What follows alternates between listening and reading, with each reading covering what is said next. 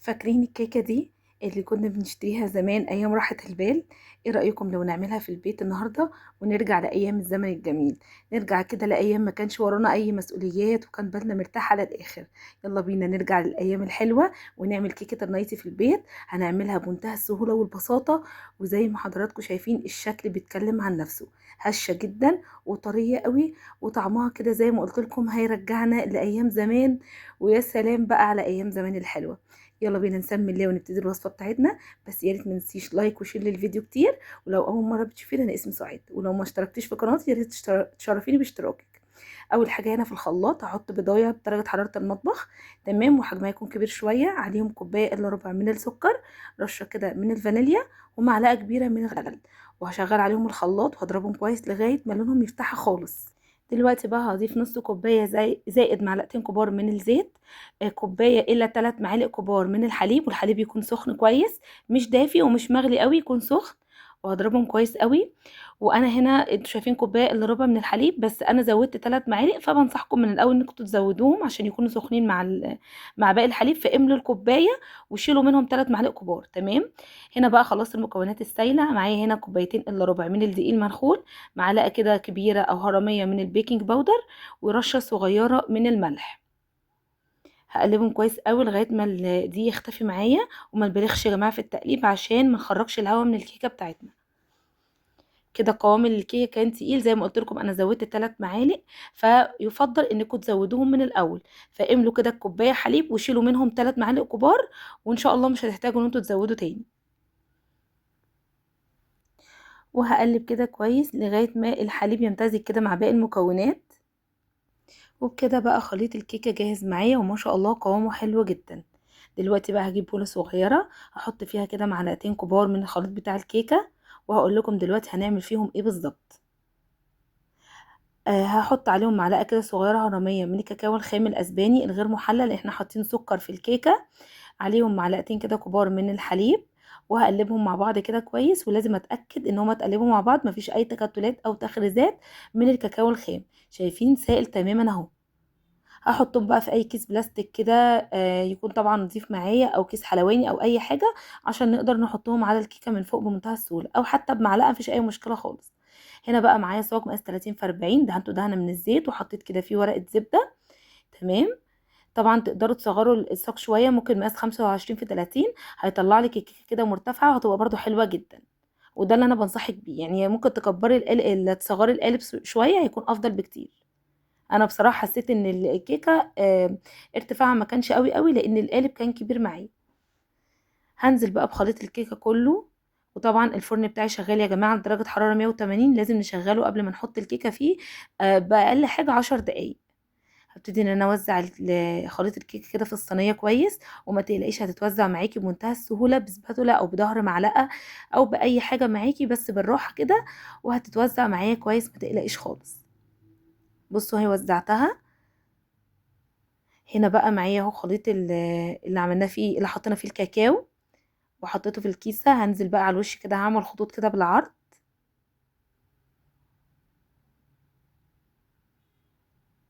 تمام. تقدري تعملي الشكل اللي انا عملته اللي شفته في اول الفيديو، تقدري تعمليه مربعات، الشكل اللي تحبيه، مفيش اي مشكله. لو في اي حاجه باظت منك على الوش ما تقلقيش، لما نعمل الخطوط رايح جاي هتتدارى، ما تقلقيش خالص، مفيش حاجه كده هتبان.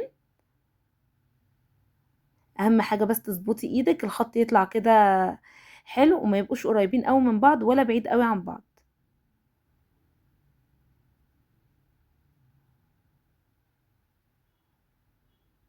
بنفس الشكل كده.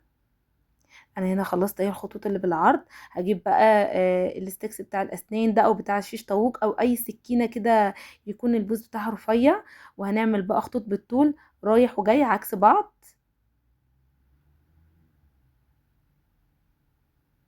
شايفين بنفس الشكل كده.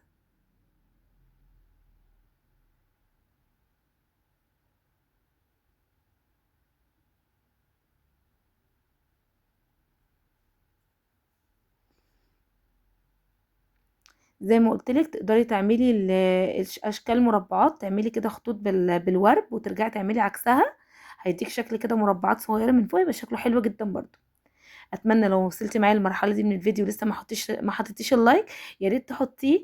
ولو لسه ما شرفتنيش بالاشتراك، يا ريت تشتركي وشير كتير عشان الفيديو يوصل لاكبر عدد من الناس، ويسعدني ويشرفني اعرف بتتابعوني من اي بلد. تمام كده. انا هنا كده خلصت. بصوا منظر الصينيه بقى حلو جدا. هدخله بقى في فرن سخن زي ما قلت لكم على درجه حراره 180 على الرف اللي في النص. هتقعد ربع ساعه بالظبط وهتطلع بالشكل القمر اللي انتوا شايفينه ده. لونها حلو جدا، ما خدتش لون معاكي. تقدري تشغلي الشوايه بس تخلي بالك وتلفي الصينيه كده كل شويه عشان تاخد لون موحد بالشكل ده. دلوقتي بقى هنعمل ايه؟ هحط على وشها كيس بلاستيك. ده كيس كده كنت قسمته نصين، فتحته كده وقسمته نصين، وحطيت كل جزء كده على جنب عشان لما اجي اقلب الكيكه على بعضها تتقلب معايا بمنتهى السهوله. هوريكم دلوقتي انا قصدي ايه. قلبت بقى الكيكه وهطلع كده ورقه الزبده. هتطلع معايا بمنتهى السهوله، ما تقلقيش خالص.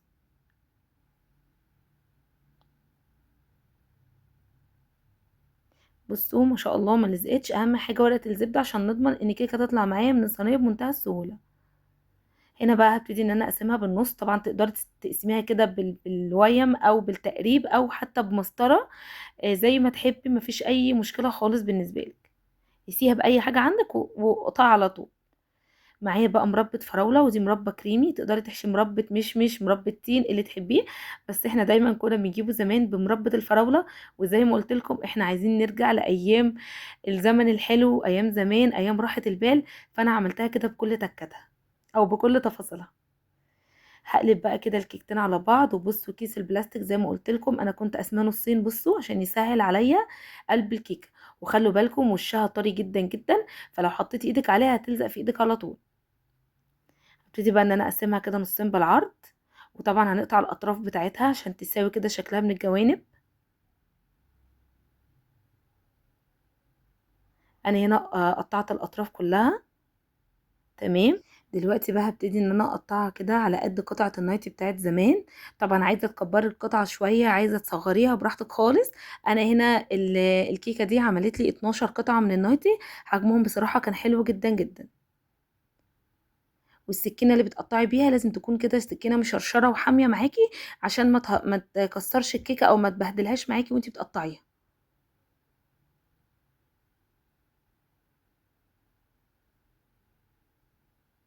زي ما قلت لك، عايزة تصغري حجم القطعة، عايزة تكبريه، براحتك خالص.